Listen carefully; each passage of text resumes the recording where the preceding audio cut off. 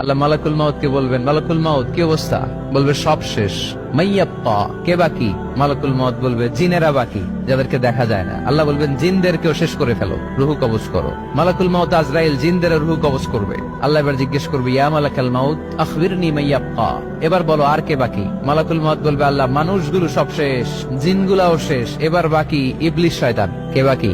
ইবলিসরেও শেষ করো, ইবলিসও শেষ। আল্লাহ আবার জিজ্ঞেস করবেন, ইয়া মালাকাল মাউতি মাইয়াপ্পা, আর কে বেঁচে আছে বলো? মালাকুল মাউত বলবে, আল্লাহ আপনার কথা অনুযায়ী পৃথিবীর সব মানুষের রুহু কবজ করলাম, সব জিনদের রুহু কবজ করলাম, ইবলিসের রুহু কবজ করলাম, এখন আছে শুধু ফেরেশতা। আছে কারা? যাও ফেরেশতাদের রুহু কবজ করো। ফেরেশতাদের রুহু কবজ হয়ে যাবে। এবার আল্লাহ জিজ্ঞেস করবেন, ইয়া মালাকাল মাউত আখবিরনি মাইয়াপ্পা। মালাকুল মাউত বলবে, আল্লাহ আপনার কথা মতো ধরে ধরে সব শেষ, ফেরেশতাও শেষ, 4 জন ছাড়া। কয়জন ছাড়া? জোরে বলেন, কয়জন ছাড়া? ইসরাফিল, জিব্রাইল, মিকাইল, আজরাইল। আল্লাহ এই 4 জন আমরা বাকি। আল্লাহ বলবে, যাও ইযহাব ইনতালিক ইলা জিবরিল ওয়াকবাদ রূহা, জিব্রাইলের রুহু কবজ করো। ইযহাব ইলা ইসরাফিল ওয়াকবাদ রূহা, ইসরাফিলের রুহু কবজ করো। ইযহাব ইলা মিকাইল ওয়াকবাদ রূহা, রুহু কবজ করো। ওই 3 ফেরেশতাও শেষ। এবার আল্লাহ তাআলা জিজ্ঞেস করবেন, ইয়া মালাকাল মাউত আখবিরনি মাইয়াপ্পা, হে মালাকুল মাউত আর কে বাকি আছে বলো? মালাকুল মাউত বলবে, আল্লাহ আপনার কথা মতো মানুষগুলো শেষ, জিনগুলো শেষ, ইবলিস শেষ, আমার বাকি 3 ভাই ইসরাফিল, মিকাইল, জিব্রাইলও শেষ, শুধু আমি, শুধু আমি। আল্লাহ বলবেন, কেউ নাই? মালাকুল মাউত বলবে, না আল্লাহ কেউ নাই। এবার আল্লাহ তাআলা বলবেন, মালাকুল মাউত তুমি তো সবাই রে মারছো, এবার তুমি মরো, এবার তুমি মরো, তুমি মরো। শোনার সাথে সাথে মালাকুল মাউতের কাঁপুনি ছুটে যাবে, খিঁচুনি এসে যাবে ভয়ে। আল্লাহ বলবেন, কাঁপুনি দিয়ে তো লাভ নাই, কারণ কুল্লু নাফসিন যায়িকাতুল। রব্বুল আলামিন বলবেন, মালাকুল মাউত কেঁদো না, এটাই দুনিয়ার বিধান, আমি আল্লাহর দেয়া বিধান, এটাই জন্মালেই মরতে হয়। যাও, জান্নাত জাহান্নামের মাঝখানে একটা জায়গা আছে, জায়গাটার নাম হলো আরাফ। এই আরাফের মধ্যখানে যে দাঁড়াও, ওখানে যে মালাকুল মাউত কাঁপতে থাকবে।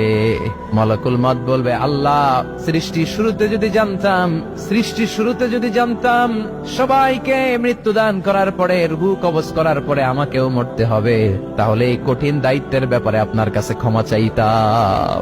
আজকে আমারও যে ভাগ্য বরণ করে নিতে হবে সৃষ্টির শুরুতে, আমি এটা কল্পনাই করতে পারি নাই। আল্লাহ বলবেন, নো টক, মুত ইয়া মালাকাল মাউত, মর, মরে যা, মুত, মরে যাও।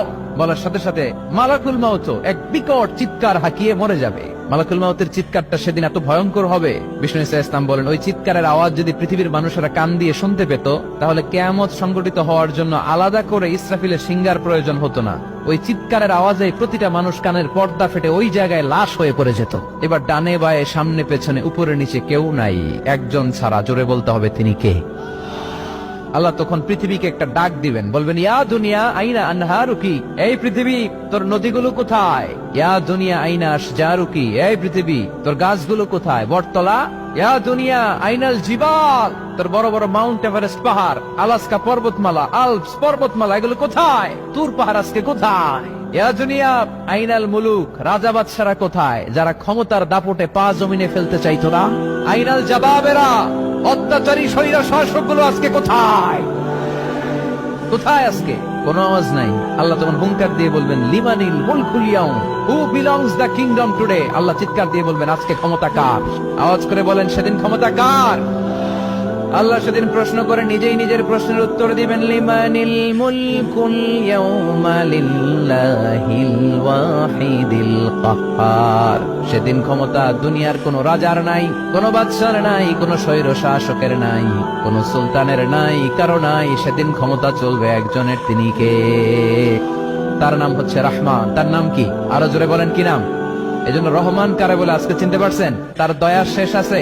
তার ক্ষমতার কোন কুল কিনারা আছে? তার ধন ভান্ডারে কোনো কমতি আছে?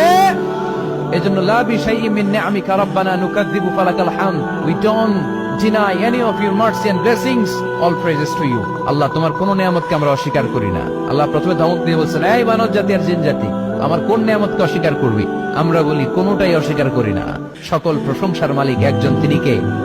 ইমাম বাইহাকি বলেন, আল্লাহর হাবিব সাল্লাল্লাহু আলাইহি ওয়াসাল্লাম ইরশাদ করেছেন, ইন্না লিকুল্লি শাইইন আরুস ওয়া আরুসুল কুরআনি সূরাতু আর-রাহমান।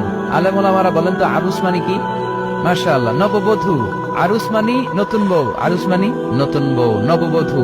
আল্লাহর হাবিব বললেন, লিকুল্লি শাইইন আরুস, সবার একটা করে নববধূ হয়।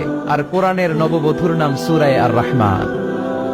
ইন্না লিকুল্লি শাইইন আরুস ওয়া আরুসুল কুরআনি সূরাতু আর-রাহমান। দুনিয়ার প্রত্যেকের জন্য আল্লাহ একজন করে নববধূ দান করেছেন।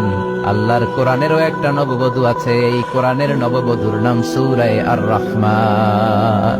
কোরআনের নববধূ, কোরআনের নতুন বউ, কোরআনের নতুন বউ।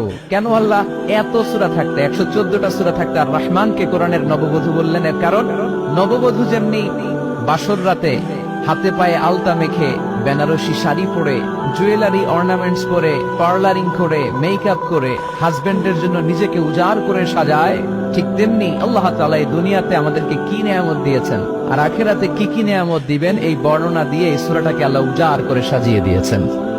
এজন্য এই সূরার নাম হচ্ছে আরুস আল কোরআন। কোরআনের নববধূ, সবকিছুর নববধূ আছে। আর কোরআনের নববধূর নাম সবাই বলেন আর রহমান।